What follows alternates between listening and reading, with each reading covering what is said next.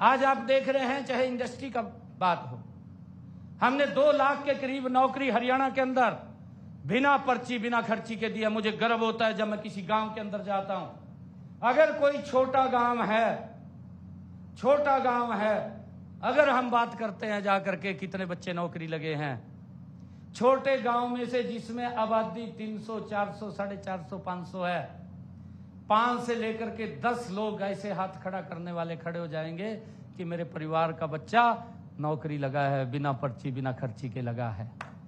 अगर हम बड़े गांव के अंदर जाते हैं जिसकी आबादी 5,000 से लेकर के 10,000 तक है, उस गांव के अंदर 400 से लेकर के 500, 600, 700 तक हाथ खड़ा करने वाले मिल जाते हैं कि हमारे गांव में इतने बच्चे बिना पर्ची बिना खर्ची के सरकारी नौकरी में लगे हैं। ये पहली बार ये अगर मंच दिया गया है। नहीं तो एक बात बोलते थे कि भाई हमारे गांव में तो अगर एक भी लग गया सिफारिश से, दूसरे अगर गांव के लोग चले गए 5 साल तो यूं ही काट देते, कहा एक तो लगाई दिया थारा, कहा यही कह कर भेज देते, कहा थारा एक तो लगाई दिया, कहा और कितने लगावा, कहा।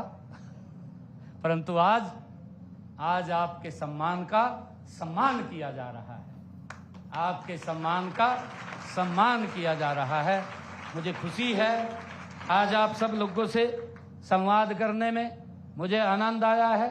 मैं पूरे हरियाणा प्रदेश के हमारे जो यूथ जुड़ा हुआ है, मैं आप सबको भी बहुत बहुत बधाई और शुभकामनाएं देता हूं। आप सबसे आग्रह करता हूं कि इन अफवाहों से हमें बचना चाहिए, बचाना भी चाहिए।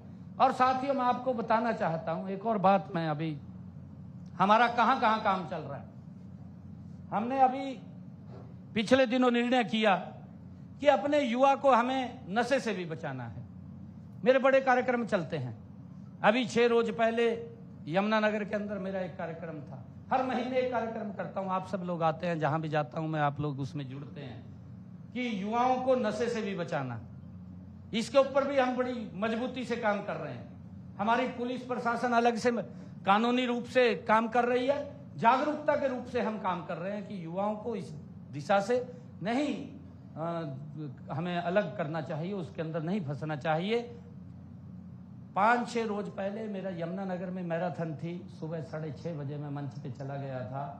1 लाख यूथ उस मैराथन के अंदर था, 1 लाख यूथ यमुनानगर में, अभी 5 रोज पहले। इससे भी बचाने का हम काम कर रहे हैं। मेरा आग्रह है, अगर कोई हमारा साथी नशे की तरफ थोड़ा सा भी बढ़ता है, उसको तुरंत रोकिए, रोकना चाहिए, क्योंकि परिवार बर्बाद हो जाता है जी। माँ बाप की जो अपेक्षाएं हैं, उसके अंदर जो स्किल है, वो स्किल खत्म हो जाता है। जब नशे में चला गया, स्किल नहीं रहता, खत्म हो जाता है। नुकसान वो परिवार को तो होता है, समाज को होता है, देश को होता है, प्रदेश को होता है। अगर एक बच्चा खराब हमारा होता है तो उसका नुकसान हमारे प्रदेश को भी होता है, देश को भी होता है, परिवार को भी होता है, समाज को भी होता है, क्योंकि उसका जो स्किल है वो खत्म हो जाता है। तो मेरा आग्रह है आप लोगों से कि नशे से भी हमें बचना भी चाहिए और बचाना भी चाहिए। ये बड़ा पुण्य का काम है। मैं सभी यूथ से, पूरे प्रदेश का आज यूथ जुड़ा हुआ है, मैं सभी से आग्रह करता हूं कि आपका कोई व्यक्ति या कोई मोहल्ले का व्यक्ति या गांव का व्यक्ति कोई नशे में है तो उसको जरूर समझाइए, भाई नशा ठीक नहीं है। नशा तो करना चाहिए, इस भारत माँ का नशा करना चाहिए। नशा तो उस बात का होना चाहिए कि मैंने IAS बनना, भाई ये नशा होना चाहिए।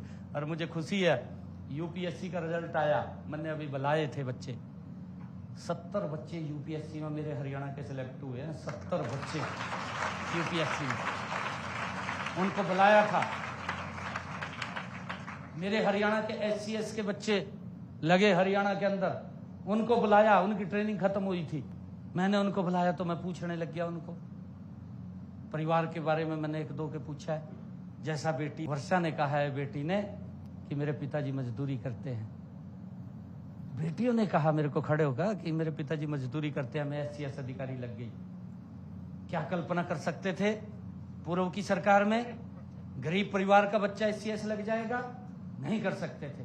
उसके लिए अलग योग्यता थी। उसके लिए योग्यता यह थी कि वो मामे का छोरा होना जरूरी है, या उसका बेटा होना जरूरी है, या उसका कोई रिश्तेदार नजदीक का होना जरूरी है। तब जाकर के SCS लगता था, अदरवाइज सोच भी नहीं सकते थे। परंतु आज आपके सम्मान का मैंने कहा है कि सम्मान किया जा रहा है। आप सबको मैं बहुत बहुत बधाई और शुभकामनाएं देता हूं।